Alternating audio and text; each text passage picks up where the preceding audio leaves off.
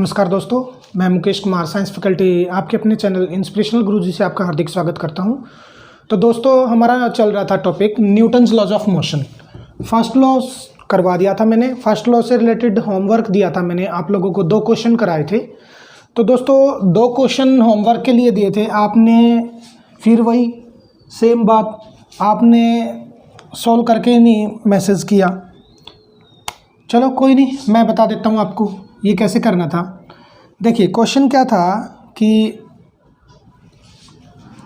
Question ये था,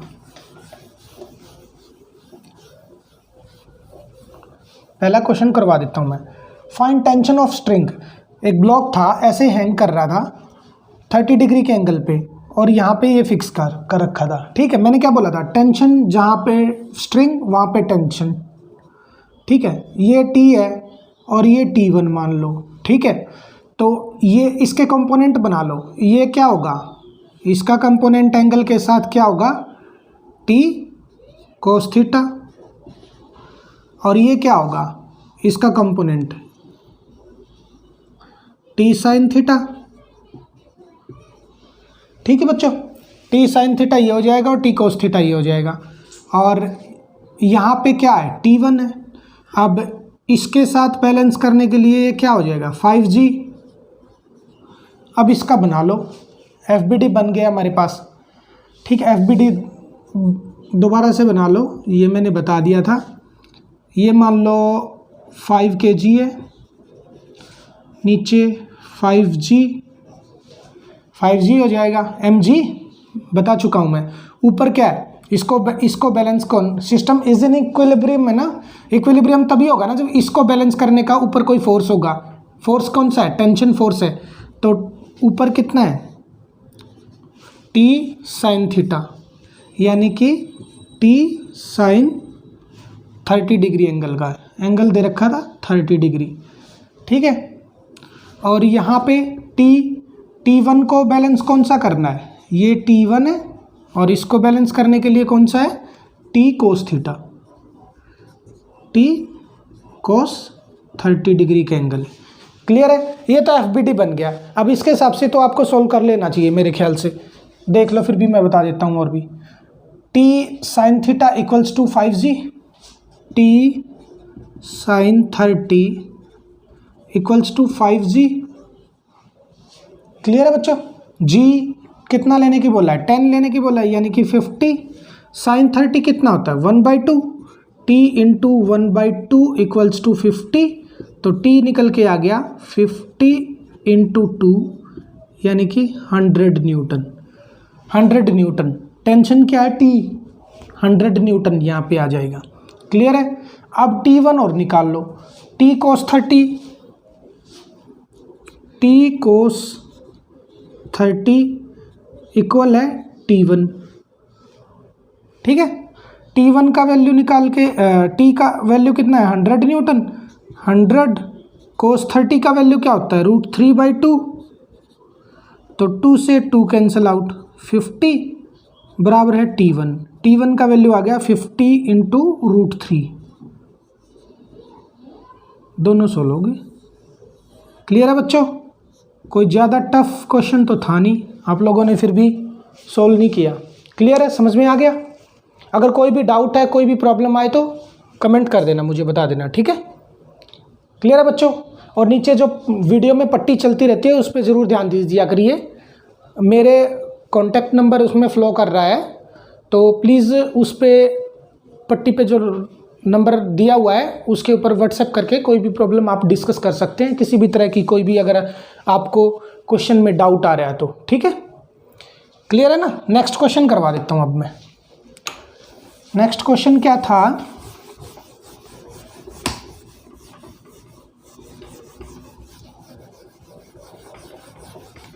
अगर वीडियो पसंद आ रहा है तो बच्चे लाइक कीजिएगा। ठीक है, ज़्यादा से ज़्यादा शेयर कीजिएगा। और मुझे लगता है शेयर ज़्यादा नहीं आ रहे हैं, रिस्पॉन्स आप लोगों का अच्छा नहीं आ रहा, और ऐसे मोटिवेशन नहीं मिलता बच्चों, और तो कुछ नहीं है। ठीक है, आप अगर नहीं करते हैं आपकी मर्जी है, मत कीजिएगा, लेकिन मैं पढ़ाना तो बंद करने वाला नहीं हूँ। इतना भी मोरल डाउन नहीं हुआ मेरा कि मुझे बंद करना पड़े। ये 5 kg का था, ये इसके साथ फिक्स था और ये 30 डिग्री का एंगल था। ठीक, पूछा था फाइंड टेंशन, यही क्वेश्चन था ना। ठीक है, अब देखिए इसको सोल्व करेंगे, इसका एफबीडी बना लेंगे हम। इसका कंपोनेंट क्या होगा, देखिए ये एंगल है 30 डिग्री का, ये क्या है, इसका कंपोनेंट बनाएंगे, ये टेंशन टी हो गया। ठीक है, ये टेंशन टी है। तो अब ये देखिए आप, ये ऐसे है, ये 30 है, तो कहीं ना कहीं ये भी 30 होगा। ठीक है ना, और ये 90 - 30 होगा, 90 - 30 होगा। तो ये कंपोनेंट क्या बन जाएगा, टी कोस थीटा। ठीक है, और ये क्या हो जाएगा, टी साइन थीटा। ठीक है, इसके हिसाब से आप कंपोनेंट बना के फिर सोल्व कर लीजिएगा। ये आप खुद से कीजिएगा, ठीक है ना, ये खुद से कीजिएगा। तो आज हम करेंगे बच्चों न्यूटन का सेकंड लॉ ऑफ मोशन, यानी कि गति का दूसरा नियम जो न्यूटन ने दिया, Newton second law of motion. ठीक है, सेकंड लॉ ऑफ मोशन करेंगे आज, गति का दूसरा नियम। गति का दूसरा नियम क्या है बच्चों, उससे पहले मैं कुछ टर्म्स है वो डिस्कस करना चाहूँगा आप लोगों से। ठीक है, एक तो इसमें यूज होगा मोमेंटम। मोमेंटम क्या होता है, ठीक है, मोमेंटम संवेग जिसको बोलते हैं। ठीक है, मोमेंटम क्या होता है, मोमेंटम होता है मास इनटू वेलोसिटी। मोमेंटम होता है मास इनटू वेलोसिटी, यानी कि m मास का कोई ऑब्जेक्ट या पिंड वो मूव करे v वेलोसिटी से, तो उसका मोमेंटम क्या होगा, m इंटू वी, ये मोमेंटम होगा। इसको p से डिनोट करते हैं। ठीक है बच्चों, इसको p से डिनोट करते हैं। क्लियर है बच्चों, मोमेंटम, इसी को मोमेंटम कहेंगे हम। और मोमेंटम क्या होता है, देखो ये मोमेंटम का ही मतलब फैक्टर है ना, डिपेंड करेगा हमारा फोर्स पे। सेकंड लॉ में यही बताया गया है, वो मैं आगे बता देता हूँ।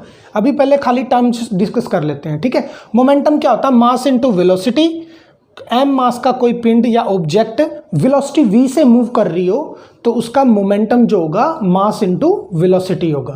क्लियर है बच्चों, क्लियर है ना। एक दूसरी टर्म क्या यूज होगी इसमें, इम्पल्स। इम्पल्स, मोमेंटम का जिक्र है तो इम्पल्स का भी करना पड़ेगा। इम्पल्स का मतलब है आवेग। ठीक है, rate of change of momentum, change in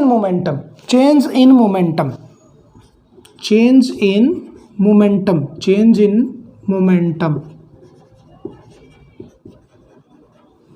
यानी कि आवेग संवेग में जो परिवर्तन होगा ना हमारा, चेंज इन मोमेंटम, संवेग में जो परिवर्तन होगा हमारा, संवेग में जो परिवर्तन होगा वो क्या होगा, संवेग में परिवर्तन को क्या बोलेंगे हम, इम्पल्स बोलेंगे। इम्पल्स यानी कि आवेग बोलेंगे, यानी कि इसको कह सकते हैं चेंज इन मोमेंटम, यानी कि आई होगा डेल्टा पी के इक्वल, इसको ये बोल सकते हैं। या फिर इसको ऐसे भी लिख सकते हैं m into we minus U equals to I, ऐसे भी लिख सकते हैं हम। ठीक है, क्योंकि मास तो सेम रहेगा ना, मास में थोड़ी चेंज आएगा, वेलोसिटी में ही चेंज आता हमेशा। ठीक है ना, क्लियर है ना। तो change in momentum is called impulse, यानी आवेग जो है संवेग में जो परिवर्तन आएगा उसको बोला जाएगा आवेग। क्लियर है बच्चों? किसी भी तरह से कोई भी डाउट हो तो पूछ लीजिएगा, देख लीजिए एक बार।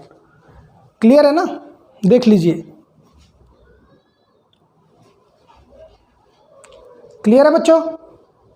चलें आगे। ठीक है, चलो अब हम सेकंड लॉ पे फोकस करते हैं। अब मैंने बता दिया मोमेंटम क्या होता है और इम्पल्स क्या होता है। और सेकंड लॉ क्या कहता है, देखो फोर्स जो होता है ना वो डायरेक्टली प्रोपोर्शनल होता है मोमेंटम के, चेंज इन मोमेंटम के डायरेक्टली प्रोपोर्शनल होता है।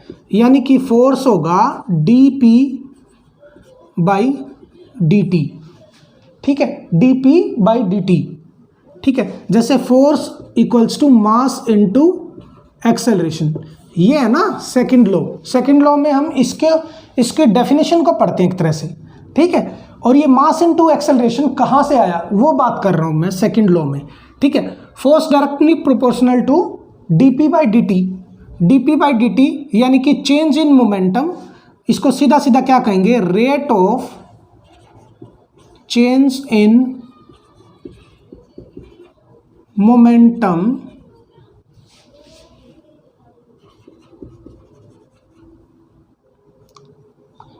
पर यूनिट टाइम।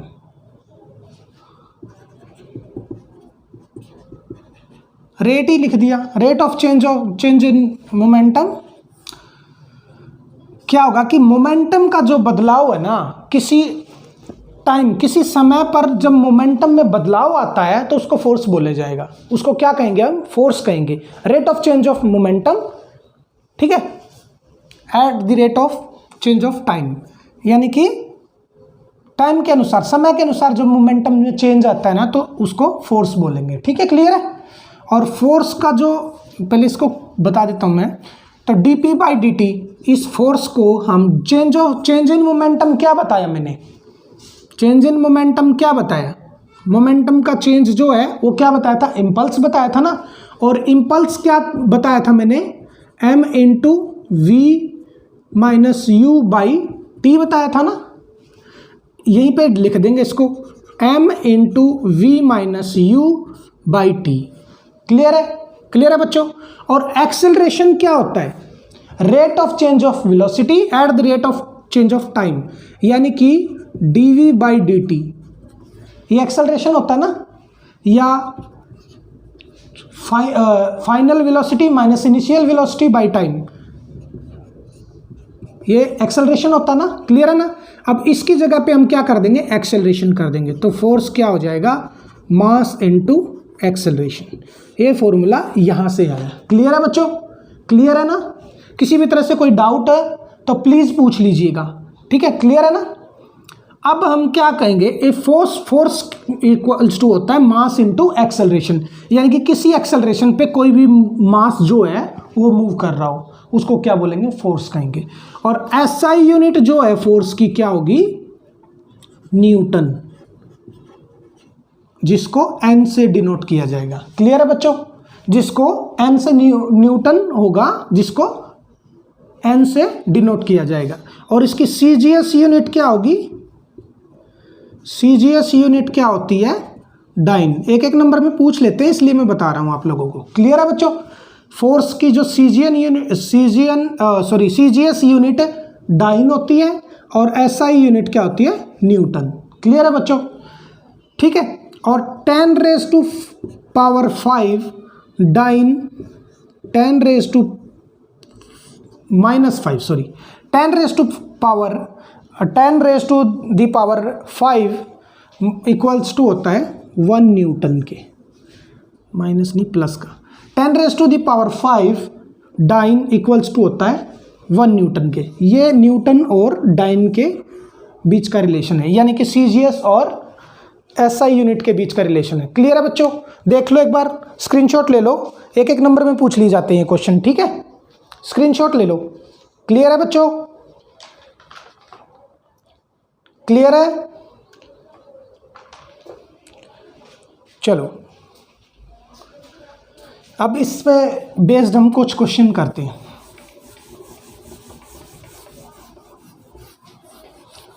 बताइएगा आप लोग। क्वेश्चन नंबर 1 है, कोई ब्लॉक है यानी कोई ऑब्जेक्ट है जिसका मास है 5 kg, इस पे हमने फोर्स लगाया F, और ये सड़क के है ना, ये सड़क के 30 मीटर सड़क के ये ब्लॉक यहाँ पे आ गया। ठीक है, ये ब्लॉक यहाँ पे आ गया। ठीक है, 30 मीटर मूव कर गया ये। तो फाइंड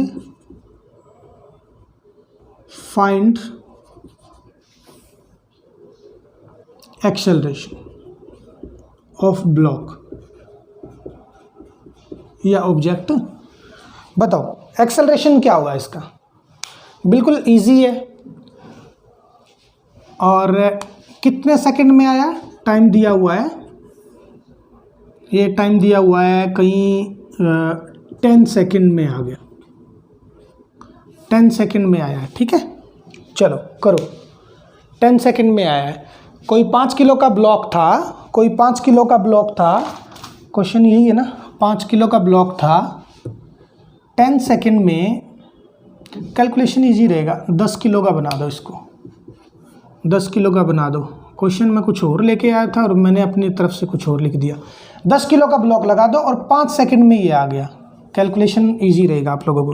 ठीक है, अब बताओ 10 किलो का ब्लॉक था, इस पे फोर्स F लगा दिया और ये 30 मीटर खिसक के इधर चला गया। ठीक है, मान लिया 30 मीटर खिसक के इधर आ गया। ठीक है, तो उसने ये बोला इसके दौरान जो है एक्सेलरेशन क्या रहा, ये बताना आप लोगों को। क्लियर है। अब काइनेमेटिक्स भी यूज होगा इसमें, मैंने अच्छे से समझाया आप लोगों को काइनेमेटिक्स की टर्म्स। चलो करिएगा, मैं बता देता हूँ। ठीक है, ट्राई कर लिया होगा आप लोगों ने। देखो सबसे पहले क्या करेंगे, हम इसका FBD बनाएंगे। सबसे पहले FBD बनाएंगे हम। फोर्स क्या होता है, मास इनटू एक्सेलरेशन होता है। मास हमारे पास है लेकिन एक्सेलरेशन है ही नहीं हमारे पास। ठीक है,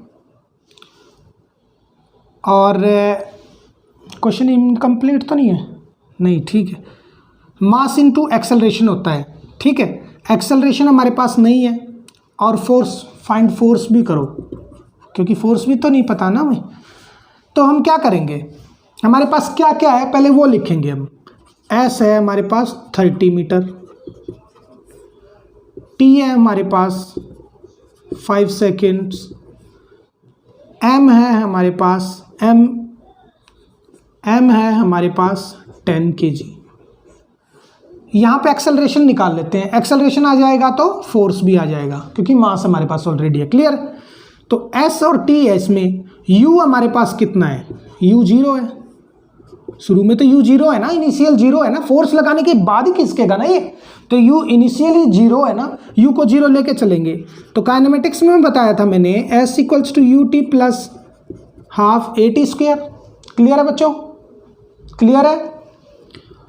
तो S दे रखा है 30, U कितना है 0, तो T भी 0 हो जाएगा, हाफ A कितना है निकालना है, T कितना है हमारा 5 का स्क्वायर हो जाएगा 25, यानी कि 30 equals to half into 25A।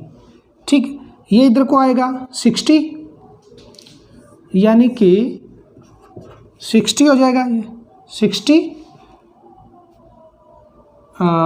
By 25 equals to A। ठीक है, क्लियर है बच्चों। 5 से 5 या 25, 5 से 12 पे गया। ठीक है, तो एक्सेलरेशन निकल के आया हमारा 12/5 मीटर पर सेकेंड स्क्वायर। हमें ये याद होनी चाहिए यूनिट। ठीक है ना, क्लियर है बच्चों।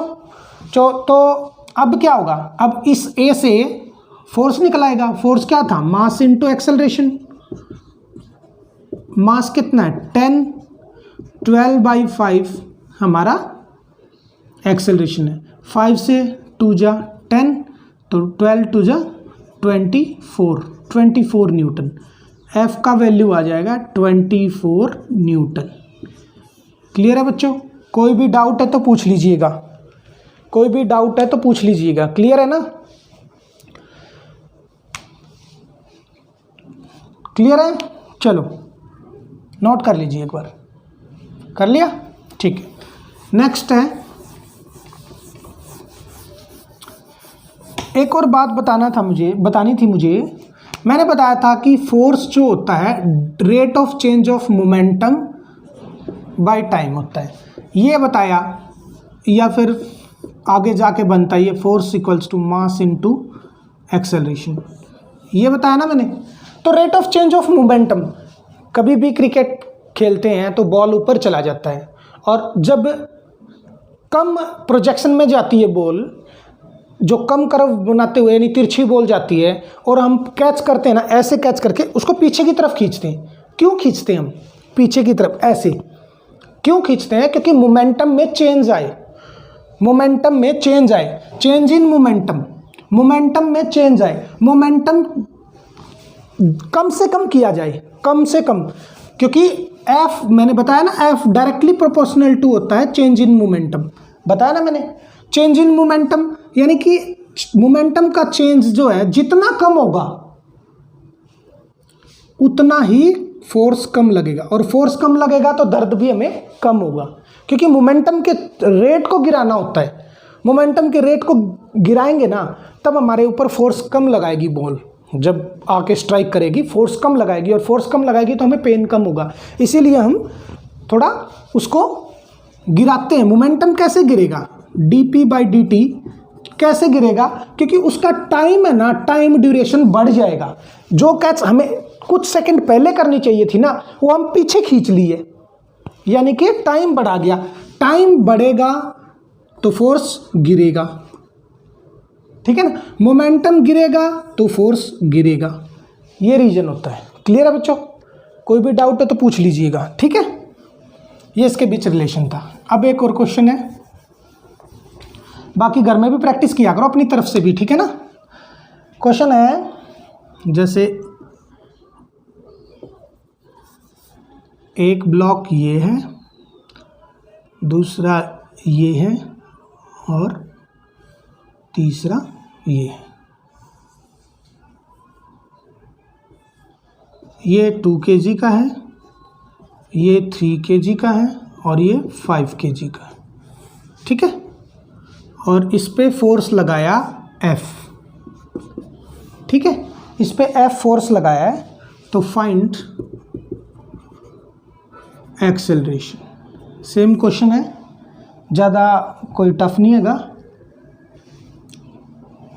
बताओ क्या रहेगा? Find acceleration. फोर्स कितना है? फोर्स कितना है? 30 न्यूटन। फोर्स है 30 न्यूटन का। बिल्कुल इजी क्वेश्चन है, चल करिएगा। 3 ब्लॉक है, क्या करेंगे हम? क्या करेंगे? देखो पूरा इस बोर्ड, इसको है ना पूरा सिस्टम मान लेंगे हम, अलग अलग करने की बजाय पूरा सिस्टम मान लेंगे, होल सिस्टम। क्यों मान लेंगे? क्योंकि इस पे फोर्स लगाएंगे ना हम, इस पे फोर्स जितना भी लगाएंगे, यही फोर्स, इतना ही फोर्स ये इस पे लगाएगा, और इतना ही फोर्स ये इस पे लगाएगा, यानी कि ऐसे फोर्स लगता जाएगा। क्यों ना हम इस पूरे को एक सिस्टम मान ले, क्यों ना हम पूरे को एक मास मान ले, यानी टोटल मास कितना हो जाएगा हमारा? ये कंफ्यूज करने के लिए दिए हुए हैं बस। Total mass of system, system मान लिया ना हमने पूरा। कितना है ये? 2 + 3 + 5, यानी कि 2 + 3 + 5 यानी कि 10 kg। टोटल मास कितना हो गया? 10 kg। और फोर्स कितना है? F नेट फोर्स कितना लगा हुआ है? 30 न्यूटन। 30 न्यूटन ही लगेगा ना फोर्स। फोर्स को मत ऐड कर देना, जो इस पे लगा वो लग, वो लग, अलग नहीं है। जितना इस पे फोर्स लगाना है उतना ही इसने इस पे लगाया है, उतना ही, वही फोर्स की फॉर्म है बस। ये नहीं है कि 90 न्यूटन हो जाएगा, नहीं। नेट फोर्स हमारा कितना रहेगा? 30 न्यूटन। क्लियर है? तो अब निकाल दो फोर्स क्या होता है? मास इनटू एक्सेलरेशन। तो फोर्स कितना है 30 इक्वल्स टू मास कितना है, मास कितना है 10 kg इंटू एक्सेलरेशन निकालनी है तो 30/10 आ जाएगा एक्सेलरेशन इक्वल्स टू 3 मीटर पर सेकेंड स्क्वेयर। क्लियर है बच्चों, क्लियर है? कोई डाउट है तो पूछ लीजिएगा। क्लियर है ना? किसी भी तरह से कोई भी डाउट है तो पूछ लीजिएगा प्लीज़। मेरे ख्याल से क्लियर है, ठीक है। देख लो, अब एक क्वेश्चन मैं दूंगा अपनी तरफ से होमवर्क के लिए, जो आप लोगों को सोल्व करके लेके आना है। अगर वीडियो आप लोगों को पसंद आ रही है तो प्लीज़ लाइक कीजिएगा, ज़्यादा से ज़्यादा शेयर करो। और भाई सपोर्ट नहीं मिल रहा आप लोगों का, सपोर्ट करो। मैं इतना अच्छे से पढ़ाने की कोशिश कर रहा हूँ, फिर भी आप लोग सपोर्ट नहीं कर रहे हैं तो कैसे चलेगा। देखिए, एक मास ये है, दूसरा मास ये है, ये 4 kg का है और ये 2 kg का है, ठीक है। फोर्स लगाया इसने इसको ऐसे, ये लगाया 60 न्यूटन, 60 न्यूटन का फोर्स लगाया है, ठीक है। 60 न्यूटन का फोर्स लगाया है और ये मूव करके, ये ब्लॉक मूव करके दोनों यहाँ कहीं आ गए, यहाँ कहीं आ गए, ठीक है।